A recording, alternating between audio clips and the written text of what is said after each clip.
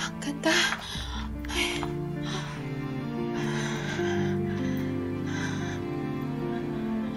Ay. Shala, siguro ilang milyon to. Bagay sa akin.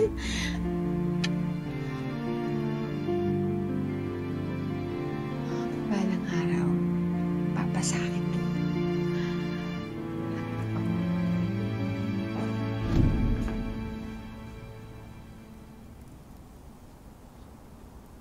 Lisa, bakit mo pinakikialaman yan?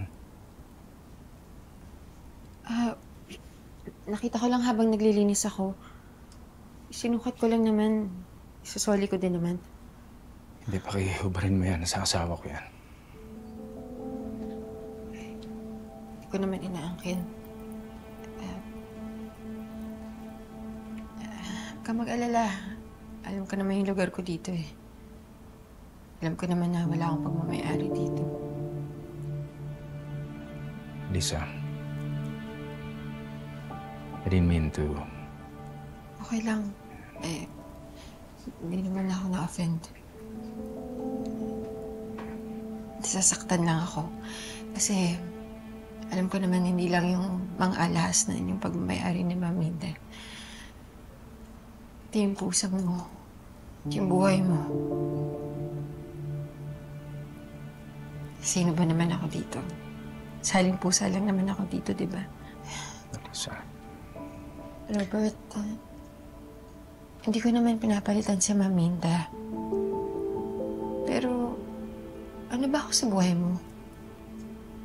Caregiver pa rin ba? Utusan?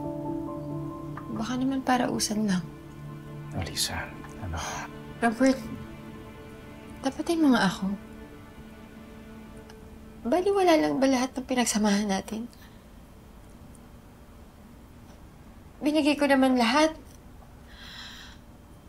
Ano pa bang kulang? Ano pa bang kailangan kong gawin para mahalin mo rin ako? Ano ba talaga plano mo sa akin? Sir, ibuhos niyo lang po sa akin lahat. Iyak niyo po lahat sa akin para po gumaan pa yung loob ninyo. Sir, nandito po ako para sa inyo. Tutulungan kitang makabangon, makamove on ulit.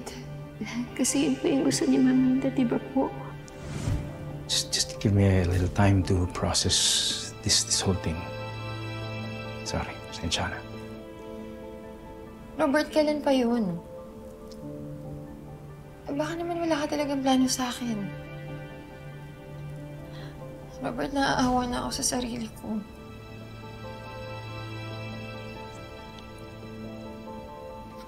Mahal na mahal kita, pero ayoko naman ipagsiksikan yung sarili ko sa'yo. Kung sa tingin mo, hindi mo naman ako mahal. Just give me time.